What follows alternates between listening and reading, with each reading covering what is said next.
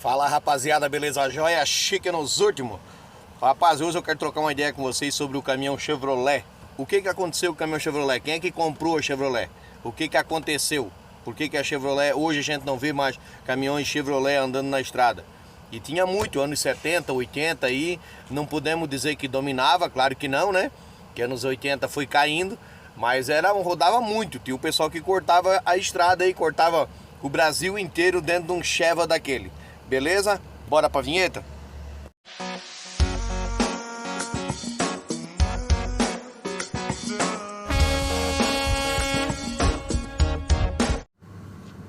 Rapaz, ontem nós fizemos um videozinho ali, um vídeo rapidinho ali, o meio-dia, falando sobre o Volvo, né?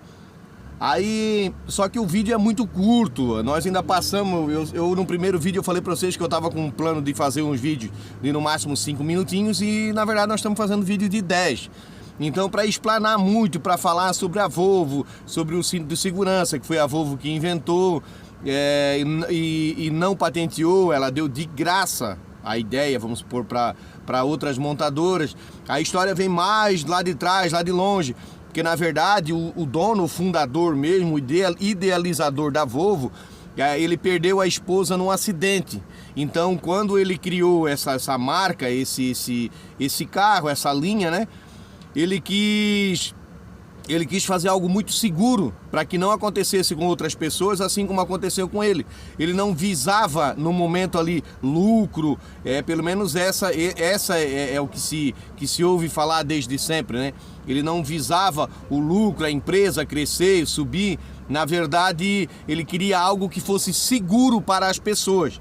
E por isso existe na frente do caminhão aquela faixa, aquele cinto, né?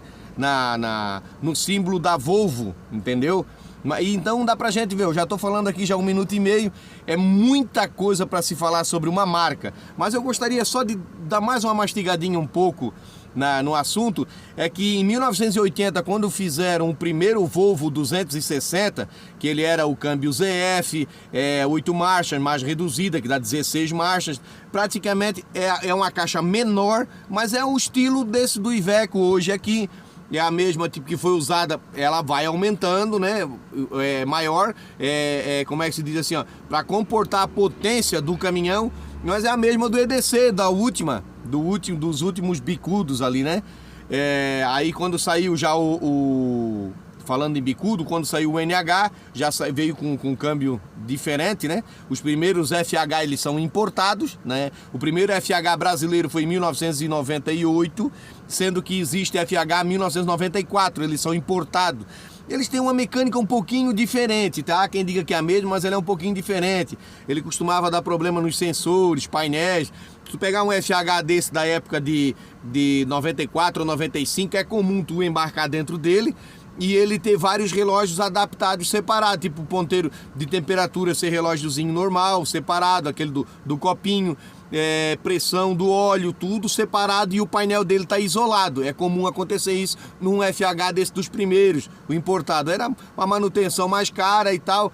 Seria um tiro nos pés, assim como foi de outras marcas, por exemplo, a Sinotruc, Internacional, aquela Shinerai lá, essas outras marcas aí, seria um tiro nos pés se em 98 não tivesse começado a produzir o FH em Curitiba. Entende? Eu acredito que teria dado um atraso na marca com essa manutenção, com essa mecânica importada. Mas em 98 já vieram ali abafando, então em 98 ainda não tinha dado muito problema nos caminhões, que realmente o Volvo é robusto. Então uma coisa passou pela outra, passou batido, e tem muita gente que nem sabe que os primeiros FHs são importados. Beleza, então?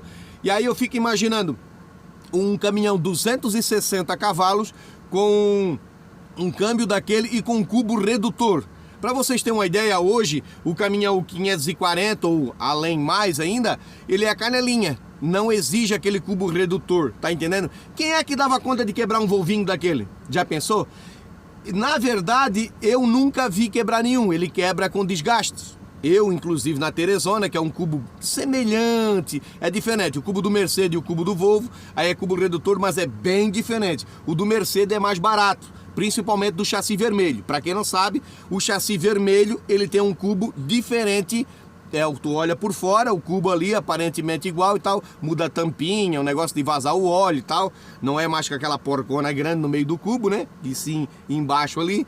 Então, mas o chassi vermelho do Mercedes tem um tipo de cubo redutor, e o chassi preto já é outro cubo. O 35 possui 2 cubos redutor diferentes, que continuou vindo no 34, no 1634, continuou vindo no 35 e nos 38, em outros caminhões aí. O Volvo era diferente. Aí tu imagina 260 cavalos num caminhão daquele para quebrar um cubo redutor. Nunca quebrou nenhum. O que acontecia era desgaste das peças, desgaste dos rolamentos, né, manutenção e tal. Então uma hora era obrigado a quebrar, mas por si próprio, não por pegada. Nunca ninguém conseguiu quebrar um cubo redutor de um Volvo. Não tem como quebrar, tu não consegue. Ainda mais com a potência de 260, que foi o primeiro, passou para 280 o segundo. Ninguém nunca conseguiu quebrar aquilo, tá entendendo? Chegou até um certo ponto que viram que era desnecessário isso. E hoje não vem mais, vem com pedido, ou o caminhão traçado e tal, mas não é mais de linha, vai vir o cubo redutor, que antigamente era tudo, beleza? Bora pro Cheva então? Bora falar um pouquinho do Chevrolet? Tá caindo tudo aqui, rapaz? Rapaziada, se tratando do Chevrolet, o Chevrolet em 1984, isso eu vivi, tá? Eu vivi esse tempo, inclusive eu tive, o mais novo que eu tive foi um Chevrolet 82, que não muda nada pro 84, nada. O 82 que eu tive já tinha o teto que abria em cima, o eixo de viga dele é mais largo, o painel dele já tem uma capa envolvente de plástico, as luzinhas dele aqui já é quadradinha, estilo Chevette, estilo Opala, lembra um pouco ali, o volante dele já é um volante de plástico, o freio de mão dele já não é mais aquela alavanca que tu puxa aqui, ela já vem de baixo, ela dobra, não é tão do lado da alavanca, já é lá não é tanto lá no pé do carona igual a outra, já é mais próximo da alavanca da troca da marcha. O 84 foi o último Chevrolet que saiu com essa gabininha comum, a mais antiga. Em 85 é que começou a sair, terminou o D70, o D60, isso aí acabou, e começou a vir os bicudos, aquele grandão, já painel do D20, a frente da D20, o modelo da D20, entende? Já não era mais D10, já era D20. Em 85 foi o primeiro. E aí acabou o D60, acabou o D70 e começou a linha 11.000, 13.000, 14.000, que quer dizer a capacidade de carga dos caminhões. 11.000 quilos, 13.000 quilos e 14.000 quilos. E só que nessa época, geralmente era caminhão toco, caminhão para pequenas distâncias. Já não era mais como na década de 70, que seja de 60, mas nos anos 70, que comprava-se um Chevrolet para viajar o Brasil inteiro. Já não existia mais isso, anos 80 foi caindo, já não tinha mais, e a Chevrolet foi perdendo espaço. Tentou dar essa cartada, que daí vinha com direção hidráulica de fábrica já, era de série, era show de bola. Mas tinha o 11.000, continuou com 6 parafusos na frente, com 6 tuchos lá atrás, já não tinha aquela evolução toda. Investiram um pouquinho em conforto, realmente ficou um pouquinho mais confortável, vinha com direção hidráulica, um painel mais legal e tal, mas não deixava de ser o mesmo Chevrolet, deixou muito a desejar o Chevrolet, e acabou caindo, deixando, né, de cair nas graças do povo. Nos anos 80, principalmente 84, 85, para fazer entrega dentro da cidade já tinha muito 3/4, já tinha o caminhão, a Volks, né, já estava entrando quente, os primeiros Volks com motor PERC e tal, o pequenininho, né, depois começou a sair, já veio os MWM, mas os primeiros foi o PERC, e com isso a Chevrolet foi perdendo espaço para caminhão. O concorrente dela, desde os anos 70, era o Ford e o Dodge. A Dodge superou a Chevrolet e a Ford porque se tornou Volkswagen, se tornou um caminhão frontal, se tornou um caminhão com cabine avançada, que se fala, né? E aí foi perdendo o espaço, foi indo. O principal concorrente, que era a Ford, seguiu com aquela linha de bicudos ainda até anos 90, né? Até 90, 89, 90, e aí começou a vir um sapão que produziu até 2002, tal, também caiu, não deu certo, mas já tinha o Ford Cargo desde 1984, que chegou abafando, mesmo que fosse aquele 11, 14, 12, 15, que é os calibres, o fraquinho, que também vinha com 8 parafusos, daí a Ford, já era 8 parafusos na roda e não 6 como o Chevrolet, já era 8 parafusos, ele vinha roubando mais espaço ainda do Chevrolet. E sem falar na linha do Mercedes. Na Mercedes, desde quando saiu de líder, como se diz, e e até final dos anos 90, os anos 80, para não exagerar, sempre foi o líder, sempre foi o bichão. Até que se fala no 15, 18 até hoje ainda. Então a Chevrolet ela foi perdendo espaço, foi indo, não evoluiu. A Chevrolet, na verdade, ninguém comprou a Chevrolet. A Chevrolet ela sucumbiu sozinha.